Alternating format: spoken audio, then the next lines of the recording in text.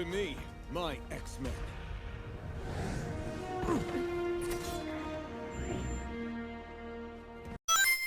Last year, Hasbro decided to do something with the Gamerverse subline besides just making a bunch of different Spider-Man suits, and started making figures directly based off the Marvel vs. Capcom series, primarily MVC2.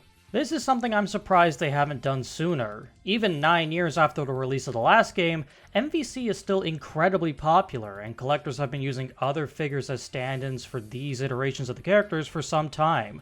So making figures based specifically off those versions makes perfect sense. And as it turns out, Hasbro wasn't the only ones who thought that, as at the same time, Bandai would announce that they were also making figures based off the series as well, with their first figures of Cyclops and Spider-Man releasing a few months ago. I'm sure you've seen quite a few reviews pop up at this point talking about this guy, to the point where when I made a post agreeing with one of the most common complaints about Cyclops, I had someone tell me I was late to the grift, which was both insulting and funny. Look, I get it. Odds are I'm going to be saying a lot of things others have already said, but I still want to talk about this figure and give my thoughts on it. If it's any consolation, if I do end up talking about Spider-Man and Wolverine, I'll do it as shorts instead of full videos, as I think they'll have similar positives and negatives that Cyclops has here. But what exactly are those positives and negatives? Well, let's get into it and find out. When comparing him to both the official artwork and the in-game sprites, Cyclops looks basically one-to-one as far as the sculpt is concerned. In particular, I have to give special attention to the sculpt work on the hair. Really nice stuff, easily the best out of all the major Jim Lee Cyclopses that I know of. Which, admittedly, is only 2 others, but still. The colors, though, don't really seem to match either the sprites or any of the artwork I could find besides maybe this one, and even then, it still isn't that close.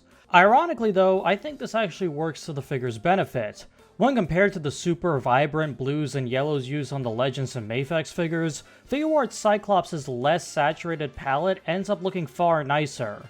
This is especially apparent with the yellows. They're much more pleasing to the eyes here than the more highlighter look of the other two. All of this is rounded out by some airbrushing to help bring the musculature of the sculpt out. Unfortunately, there is some mold flashing, I believe that's the right term, on the inner thighs. Easily ignorable thanks to how small it is, and it's likely this is just a case of bad luck in terms of QC, but still something that needs to be acknowledged as a negative. But when it comes to more prominent detracting factors for the looks of this figure, the most common complaint I hear from people is in regards to the lower waist area. The crotch is actually a thong piece, while the rest of the area is using cover pieces to bridge together the hips with the crotch. If there was ever an example of Figuarts making things far more complicated than it needed to be, this is an easy example, especially since while this system doesn't hinder any articulation, it doesn't give you anything more than the other systems would have, making you wonder what the point of this even was. In all honesty though, I don't really mind the way this looks. Look, I get the criticism people have for this design, but as someone who's been collecting their Dragon Ball line for a while now, I'm just so used to this that it doesn't bother me. I totally understand why people dislike it so much, and they do seem to be slowly phasing it out, which is a good thing, but personally, I can't pretend like this is something that actually bothers me. But don't worry, there are plenty of other unnecessarily complicated design choices with this figure to complain about, starting off in the accessories. We get an excellent amount of different hands, some of which are specifically to help get certain in-game poses, which is nice. It's when we get to the alternate faces that we start to see some problems. First off, all of the visors can be swapped out with one another, which is great, and the effects on each are fantastic too, but the visors with the beams in them are a bit loose and can fall off if you start bumping them around. Technically, all of the visors are a bit loose on the faces, but at a normal viewing distance, you can't see it, and the beam ones will only fall out if you're purposely bumping it or trying to change a pose with it on. When having the figure pose normally, I've found they stayed on just fine, so I'd recommend getting the pose you want Cyclops to be in first, then putting the beam visor of your choice on. The alternate heads themselves, okay, these are just confusing. They look good, so that's not a problem, but the decision not to use different faceplates and having all of the heads share the same hairpiece is an odd one. I have to guess it was for the sake of the visors, but either way, I feel like this could have been done a lot simpler.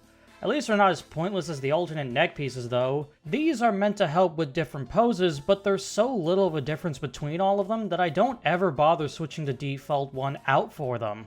And then we get to the cardboard super effect. Look, I get that this is the cheaper option, and at the least I'll say the printing isn't bad, but the fact is you can only use this from one position, meaning it isn't exactly a very useful addition.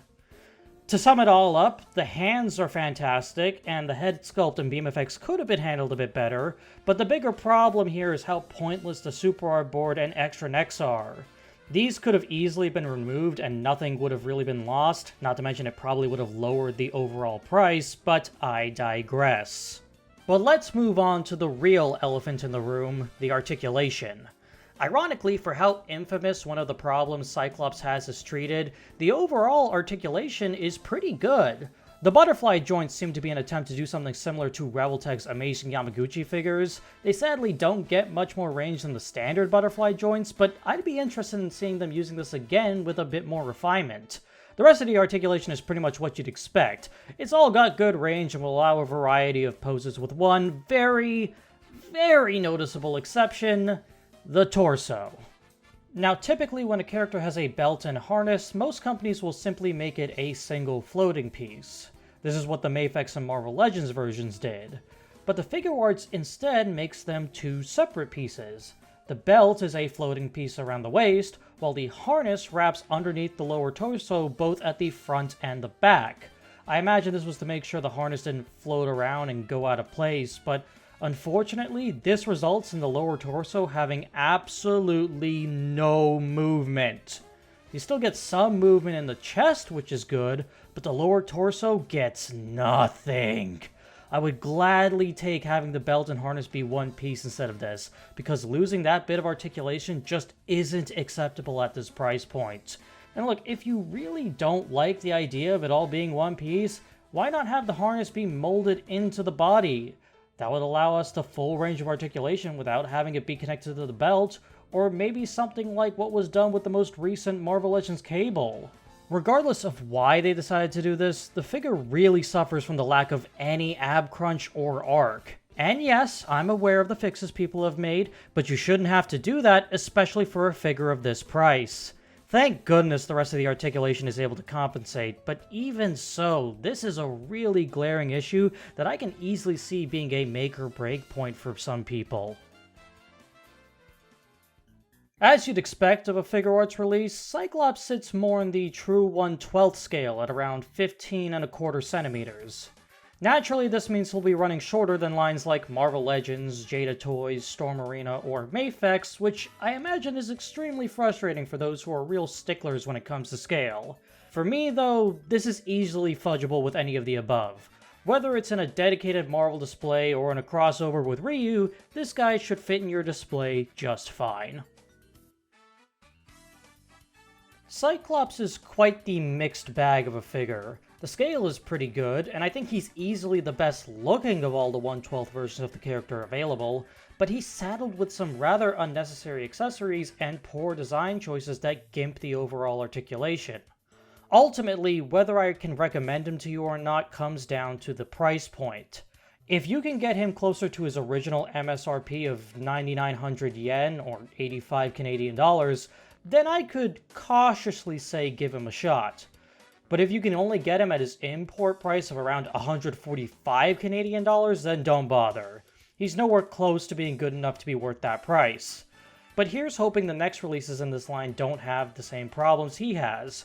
From what I've seen, Spider-Man does seem to be better overall. I just hope the Figuarts team learns from what didn't work here and improves upon it in the future. But with all that being said, we're at the end of the video. Thanks for watching. I'll see y'all in the next one. Later!